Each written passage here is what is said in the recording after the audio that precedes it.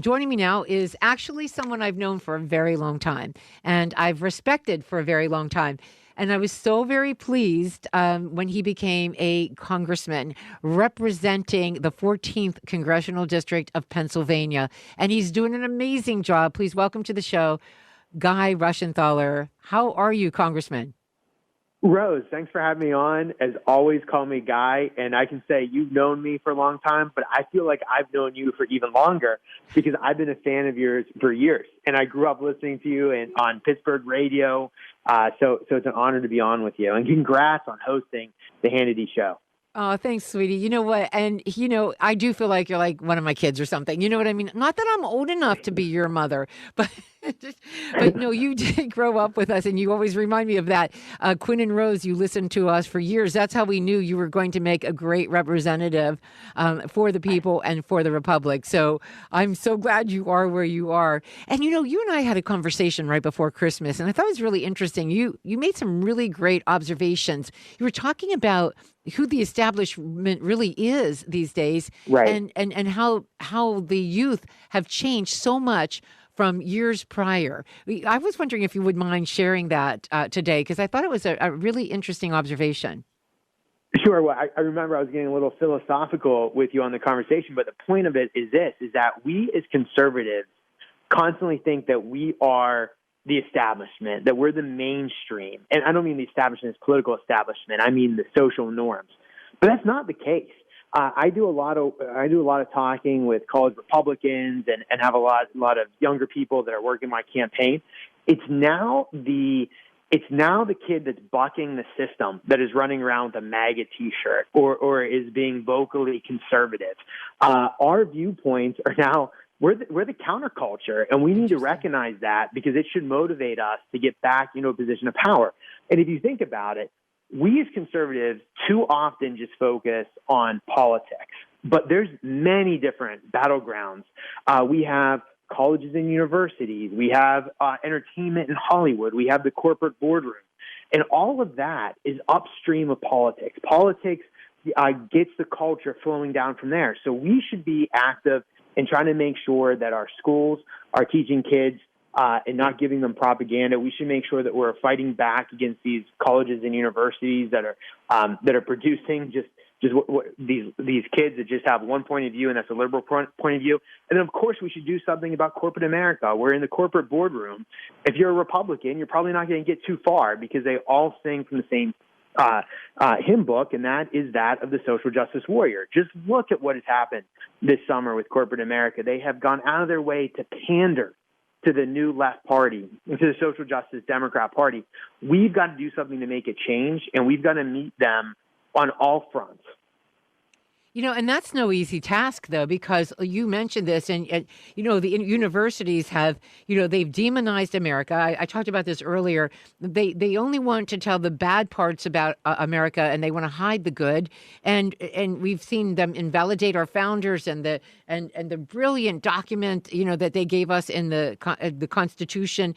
And they just march through all these institutions. They pollute everything from culture to science and math with this left-wing ideology. And the people they hold up as heroes are not, our founding fathers, but rather Castro and Karl Marx. So what you're talking about is absolutely right. We need to do it, but it's no easy task. Well, I do need to say this, Rose. Too often, conservatives want an all-or-nothing approach. The Democrats and the social justice Democrats didn't get in power overnight. It took them through the 1960s, 70s, 80s, and of course through the 90s to slowly make these gains in Hollywood and education and corporate America.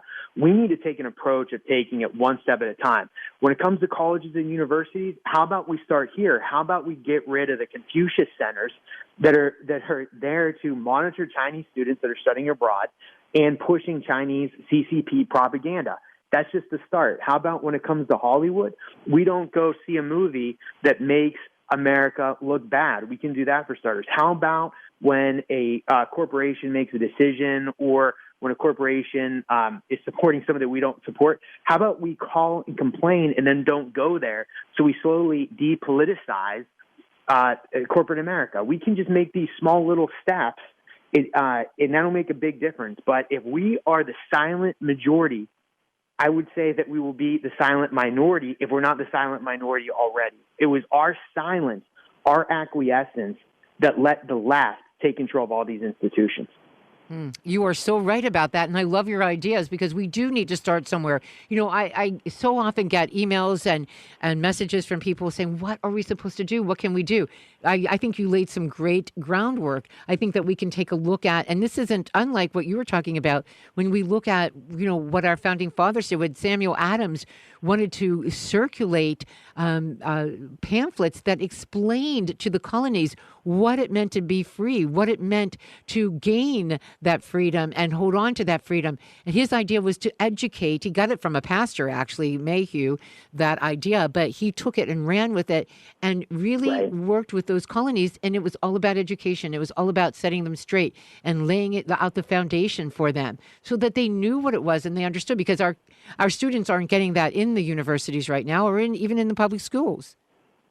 Right. Well, Rose, let me just tie it all together right here. I'll bring it from 1776 to today. I've got a good friend. He's a Navy JAG, and he tells me we've got to fight every single day as if it's 1776 because our freedom is on the line. Constantly, our personal liberties are under attack. Our economic freedom has certainly been under attack with these draconian lockdowns, and we are going to see more of that. So we have got to act as patriots every single day and push back against this. Bringing it to what we can do right now, you're seeing a lot of business owners, particularly restaurant and bar owners, gym owners, defying the draconian lockdown measures that are not rooted in science, that are punitive on small businesses. Those are the Sam Adamses. Those are the Patrick Henrys of today. Now, I'm not saying they're making huge political gains, but they're taking a stand just like the revolutionaries did in 1776 in the Revolutionary War. And just to bring this full circle, you're asking what we could do to take back the culture. Remember which gyms defied the lockdown orders. Remember which restaurants told the liberal governors to go pound sand. And when we open back up the economy, patronize the businesses that had the guts to defy the liberal mandates, that actually that were brave enough to open up despite the consequences, and patronize those businesses. We can do that right away. That'll make a difference. I'm so glad you brought that up. I mean, first of all, I love your ideas. These are great. We need to write them down and we need to start passing those along. But you're so right. We had the owner, Rodney, from Al's Cafe, who's in Pittsburgh, and he has defied the governor's orders. That's it. He can't do it any longer. This guy's been in business for 52 years. He called into the show last week when I was doing Hannity Show. 52 years doing business. And now they're telling him he can no longer do business. And his biggest concern, Guy Reschenthaler, was not himself. It was his employees. How were they going to make Christmas great for their kids? How can they survive with, no unemployment right now available? And, it's just, he cared more about those people that he employed than he did himself. And it is impressive. It really, really is. And you're right. This defying these kind of orders, standing up against the mandates, you're right. These are the new founding fathers. These are the men who are brave enough and courageous enough to get out there and say, no, we won't take it anymore because it's for the same thing. It's for liberty. We are once again fighting for that very same thing. And you're right. Fight like it was 1776. Absolutely. And they're defying not only the idea from the left that all the business owners are greedy and out for themselves. Just as you said, these guys are doing this because, for one, their families are depending on that business. The employees and their families are dependent on that business. And it's really small business. It's the backbone of our economy. Most people actually work for small businesses, not large businesses. But they're also supporting the science. So if you do contact tracing, less than 2% actually comes from restaurants and bars. Oh, yeah. Governor Hogan in Maryland, who the liberals love Governor Hogan, he even said that if you do tracing, it's a distant fifth. So if it's so distant, if it's so remote, why are the liberal governors shutting down the bars, the restaurants? Why are they forcing people to dine outside in places like New York or Pennsylvania? It's because it's punitive. It's because they're going after these small businesses and they're trying to cover up for their own mistakes. It was Governor Cuomo in New York.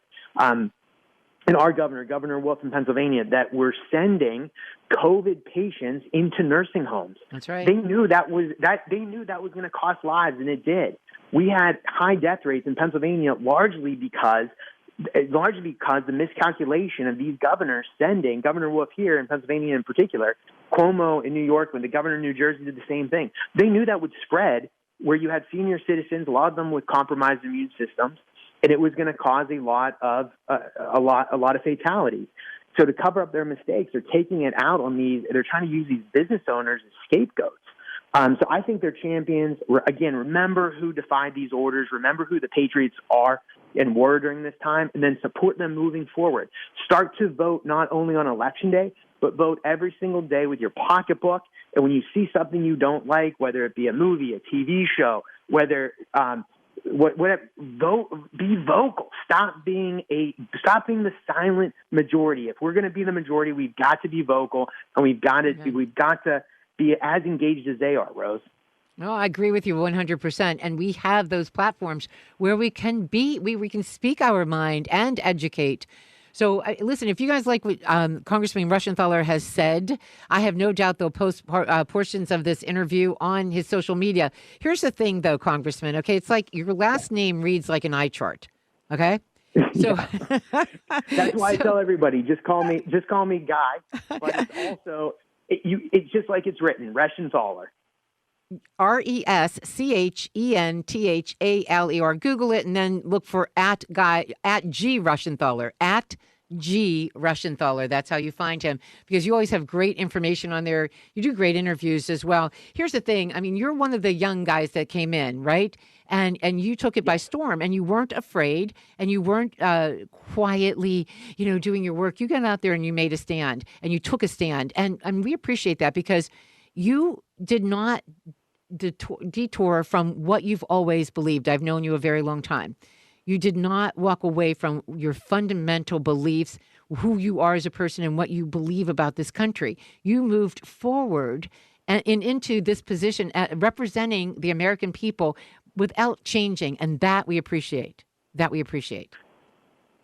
thanks, Rose. I love this country, served in the JAG Corps, served as a district judge, state senator. I'm in Congress. I'm going to do anything to support the nation I love. And I can tell you, if there's any younger people listening, my entire political career, I was told to wait my turn. I wasn't old enough. It wasn't my time yet. Don't listen to that. If you have something to contribute, if you want to make a difference, stand up, never lose your values, and move forward.